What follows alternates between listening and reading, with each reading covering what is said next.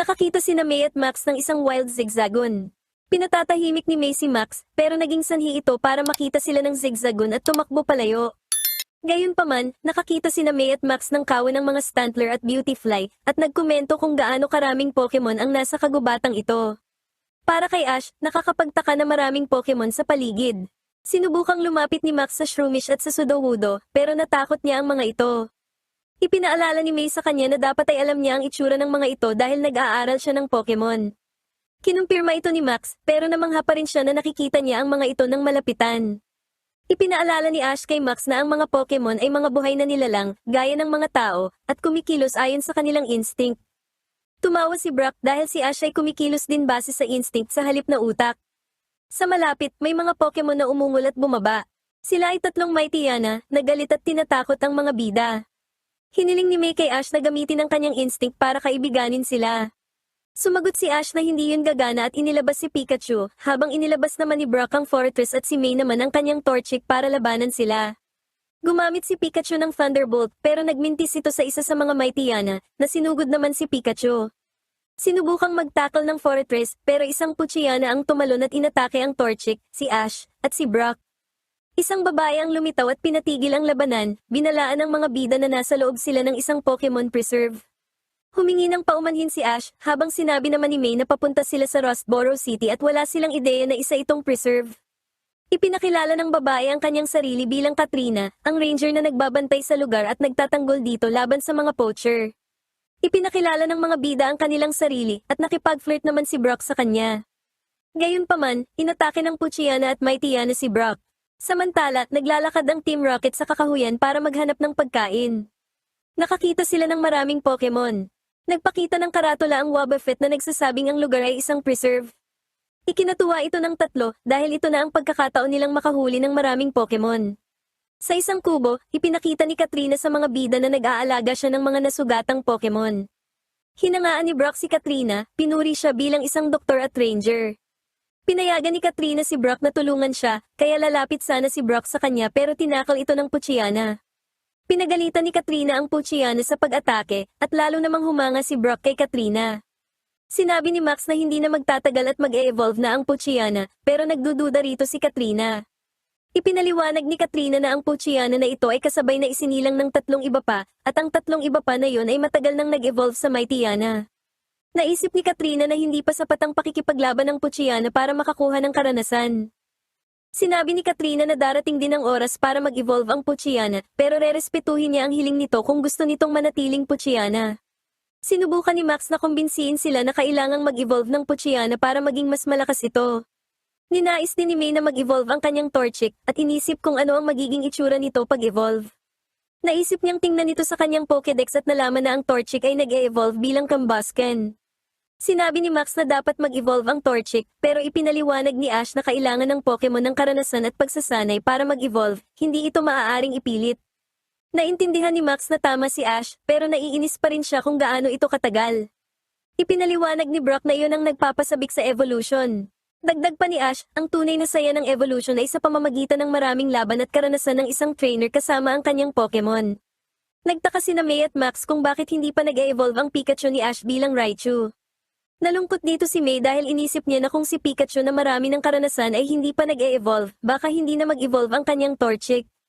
Gayunpaman, tiniyak ni Ash kay May na hindi niya dapat ikumpara ang Torchic kay Pikachu dahil magkaiba sila ng paraan ng evolution, na ikinagulat ni May. Ipinaliwanag ni Brock ang proseso ng evolution bilang isang guro, ang ilang Pokemon ay kailangan ng karanasan, habang ang iba naman gaya ni Pikachu ay kailangan ng mga bato, gaya ng Thunderstone para maging Raichu. Tinalakay din ni Brock ang Eevee, isang Pokemon na maaaring mag-evolve sa tatlong magkakaibang Pokemon, Jolteon, Vaporeon, Flareon, gamit ang mga bato, o Espeon at Umbreon, depende sa galing ng trainer. Pinagawa ni Brock ang lahat ng isang essay na may 9,000 word tungkol sa evolution pero huminto rin siya at sinabing tapos na ang klase. Gustong sanayin ni Max ang Poochyena at makita itong mag-evolve, pakiramdam niya ay darating na ang oras nito, pero ipinaalala ni May ang sinabi ni na Ash at Brock na ikinainis ni Max. Ipinaalala ni Ash sa kanyang mga kasama na pupunta sila sa Rustboro City, pero pinayagan sila ni Katrina na manatili muna roon ng sandali. Hinawakan ni Brock ang mga kamay ni Katrina at nangakong gagawin ang mga gawaing bahay nito. Sa labas, sinanay ni Max ang Poochyena na umatake gamit ang bite, hindi tackle. Ginawa pa rin ito ang tackle sa Torchic na umatake naman gamit ang Ember, na hindi bahagi ng plano, maging si Max ay inatake rin ng Torchic kaya bumagsak din ito. Lumapit si Max kay Ash, gustong hiramin ang ilan sa kanyang mga Pokemon para ipalaban sa Poochyena. Pinigilan ito ni May na nalaman ang ginagawa ni Max sa Torchic at sinabing gusto lang ni Max na matalo ang mga Pokemon ni Ash ng sadya para mag-evolve ang Poochyena. Sinabi ni Ash kay Max na ang pagpilit sa mga kalaban na matalo ay hindi magpapa-evolve sa Poochyena at kung pagpapanggap lang ang lahat, hindi ito tama dahil hindi magiging patas ang laban. Pinanood ni Max ang Poochyena kasama ang ibang Mightyena. Pinuntahan siya ni May at Ash at ipinaliwanag ni Ash na may mga Pokemon na ayaw mag-evolve at gusto lang kung ano sila, gaya ng kanyang Pikachu. Natuto si Pikachu ng maraming paraan para maging kasing lakas pa rin ng isang Raichu kahit hindi na ito mag-evolve. Ito ang nagpaiyak kay Max na tumakbo palayo kasama ang Poochyena para sanayin pa ito. Dumating si Katrina, nagpakita ng bahagi ng lambat dahil may mga poacher sa loob ng preserve. Nahuli ng Team Rocket ang ilan sa mga Pokemon, pero nakita ni Meowth si Max at ang Poochyena. Ayaw ni Max na lumaban ng Poochyena sa mga flying Pokemon o sa mga Pokemon na may mga special moves para lumaki ang tsansa nitong manalo. Napagtanto ng Team Rocket na gusto ng bugwit na mag-evolve ang Poochyena kaya gumawa sila ng plano. Matapos makitang walang kalaban na nababagay sa Poochyena, nakakita si Max ng isang kakaibang makina. Maglalakad na sana palayo si Max sa kahina-hinalang makinang ito, pero biglang lumitaw sina Jessie at James na nakabalat kayo, at sinabing nakita niya ang kanilang sikretong makina na nagpapa-evolve ng Pokemon. Inilagay nila si Meowth sa loob ng makina at inactivate ito, ang resulta ay nag-evolve si Meowth bilang Persian, bagaman nakasuot lang si Meowth ng costume. Para mas makumbinsi pa si Max, muli nilang inactivate ang makina at ang Persian ay nag-transform bilang Sunflora. Para kay Max ay imposible ito, pero tiniyak ni Jessie sa kanya na mabilis ang pag-unlad ng siyensya. Nag-disguise si Meowth bilang Aipom, Murkrow at Azurill, pero sa pagmamadali, na-transform niya ang kanyang sarili sa isang Persian, Sunflora, Aipom, Pikachu na Pokemon. Sa kabila ng pagtanggi ni Max, inilagay ng Team Rocket ang Poochyena sa loob ng makina. Sa isang sandali, sumabog ang makina, at inilagay na ng Team Rocket sa kanilang balon ang Poochyena kasama ng ibang mga Pokemon. Dumating ang mga bida, kaya tinanggal na ng Team Rocket ang kanilang disguise habang binabanggit ang kanilang motto. Nahuli ni James si Pikachu gamit ang mechanical arm at lumipad palayo sakay ng balon kasama sina Jessie at Meowth. Hinabol ng mga bida ang balon, at inilabas ni Ash ang kanyang Taillow. Tinuktok ni Taillow ang Team Rocket, kaya bumaba ang balon. Hiniling ni Max sa Poochyena na gamitin ang attacking bite para mailigtas nito ang kanyang mga kaibigang Pokemon. Nang makita ang mga nahuling Pokemon, nagkaroon ng lakas ng loob ang Poochyena, ginamit nito ang bite at pinalaya ang sarili at ang ibang mga Pokemon. Matapos tuktukin ni Taillow, nabitawan ni James si Pikachu na gumamit naman ng Thunderbolt para patalsikin ang Team Rocket. Binati ni Max ang Poochyena, sinabi niyang malakas pa rin ito kahit hindi pa nag-e-evolve. Pagkatapos ay biglang nag-evolve ang Poochyena bilang isang Mightyena. Ikinatuwa ito ni Max, na niyakap ang Mightyena at masayang nakita ang evolution ng kanyang kaibigan. Sina Ash, Pikachu, May, at Max ay lumusong sa lawa. Si Brock ay nag-uunat muna bago lumusong, pero aksidente siyang nadulas at nahulog sa lawa. Sila ay nagtatampisaw at naliligo. Lahat ay nagkakatuwaan, pero napansin ni Pikachu ang ilang mga lotos na papalapit sa kanila. Natakot si May at nagsimulang sumigaw. Sinubukan ng lahat na lumangoy papunta sa pampang, pero hinila sila pababa sa tubig. Nakita ng lahat na ang mga nilalang ay mga lotad pala, na mukhang pala kaibigan naman. Nagtipon-tipon ang mga lotad sa ilalim ng mga bida at ipinatalsik sila pabalik sa pampang. Lumapit ang mga lotad sa pampang, kaya naisip ni na Ash at Max na gusto ng mga itong makipaglaro. Gumamit ang mga lotad ng water gun patungo sa langit, na lumikha ng isang magandang tanawin bilang pagbati sa mga bida. Nagulat si Max dahil ang mga lotad ay hindi karaniwang nakakagamit ng water gun. Napansin nila na may isang lotad na hindi marunong gumamit ng water gun ng maayos, at nang huminto ang lahat, ang nag-iisang lotad na ito ay sumusubok pa rin. Nilapitan ito ni Brock pero biglang binasa ng lotad si Brock gamit ang water gun nito. Isang bata ang dumating at binalaan ng mga bida na ang lawa ay pag-aari ng mga lotad. Sinabi ni May na ang masungit na batang babae ay tila bagay kay Max, na ikinainis naman ni Max. Sumigaw ang bata na bibigyan sila ng leksyon, na ikinagulat ng mga bida. Naglalakad ang Team Rocket sa kagubatan habang gutom na gutom at uhaw na uhaw. Nagtatanong si Jessie kung malapit na ba sila sa dulo ng gubat, pero ipinaalala sa kanya ni Meowth na kung malapit na sila, hindi na sana sila palakad-lakad ng walang direksyon. Biglang nahimatay si James. Sinabi ni James na ito na ang kanyang katapusan, na nagpaiyak kina Jessie at Meowth, na sinasabi pang hindi dapat sumuko si James dahil ibibigay nila sa kanya ang unang lagok ng tubig na makikita nila. Bago tuluyang ipikit ni James ang kanyang mga mata, nakakita siya ng isang berry sa kalapit na puno.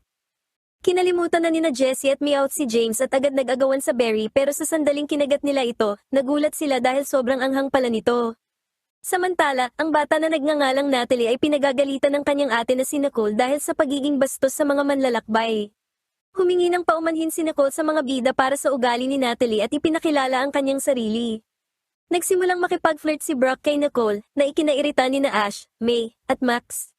Dumating ang ikatlong kapatid na si Rita at binalaan si Nicole tungkol sa mga tagas sa tubo. Nakipag-flirt din si Brock kay Rita pero nagselos si Natalie at sinabing dapat ay binigyan din siya ng papuri. Nakita ni Rita na tila nahulog ang loob ni Natalie kay Brock na nagbigay ng inspirasyon kay May tungkol sa love at first sight. Kumakain ang mga bida ng pie na gawa sa mga berries. Ipinaliwanag ni Nicole na ang mga oranberry na ginamit sa pie ay galing mismo sa kanilang hardin. Nagulat si Brock dahil masyadong maraming pie ang ibinigay sa kanya ni Natalie. Sa labas, inilabas ni Ash ang kanyang telo at triko, inilabas din ni Brock ang fortress, at inilabas naman ni May ang kanyang torchic. Ipinakita ni Nicole ang kanyang hardin na puno ng mga berry, gaya ng oran, petsa, at tamato, na gustong kainin ni Ash pero binalaan siya ni Nicole na ang mga tamato berry ay maanghang at ginagamit lamang na pagkain para sa mga Pokemon upang magbigay ng iba't ibang epekto. Interesado si Brock sa mga berry, kaya nangako si Natalie na gagawa siya ng listahan kung anong mga berry at gaano karami ang dapat gamitin ni Brock.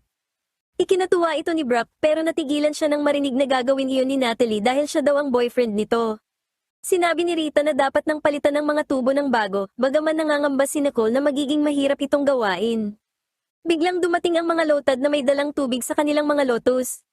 Ibinuhos nila ang tubig sa mga puno bilang pasasalamat kina Rita, Nicole, at Natalie sa pagtatanim nito.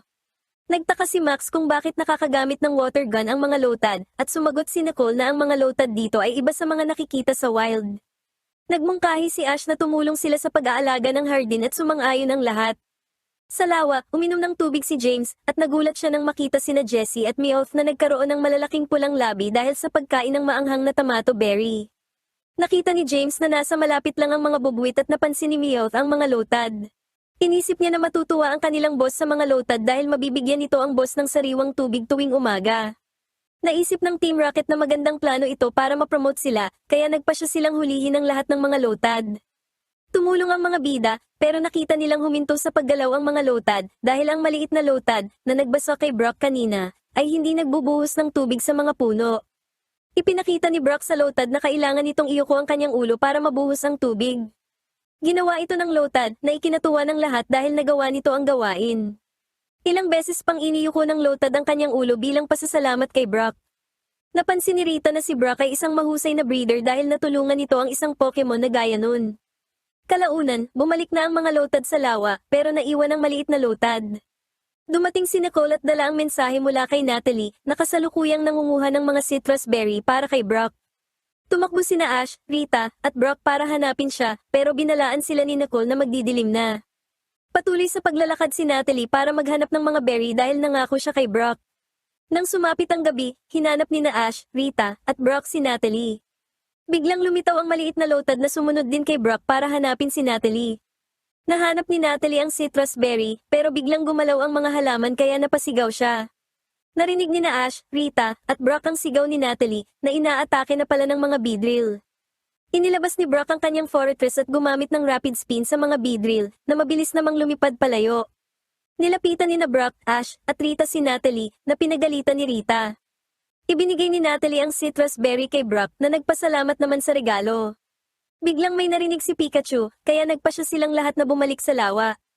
Doon ay nakita nila ang Team Rocket na binanggit ang kanilang motto habang nakasakay sa maliit na barko. Pagkatapos, umalis na ang Team Rocket para hulihin ang mga lotad. Nakipag-usap si Pikachu sa lotad at sumakay ito sa ulo ng lotad para balaan ng ibang lotad. Hinuhuli ng Team Rocket ang mga lotad habang pinapanood ni na May, Max, at Nicole, pero dumating sina Pikachu at ang maliit na lotad. Tumalon si Pikachu sa barko ng Team Rocket habang ang lotad ay gumamit ng water gun na gumawa ng butas para makalaya ang ibang mga lotad.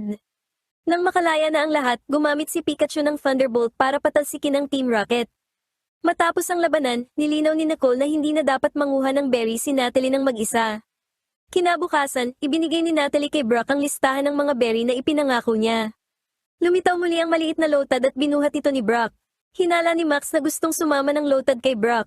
Inaprubahan ng magkakapatid ang pagsama ng lotad kay Brock.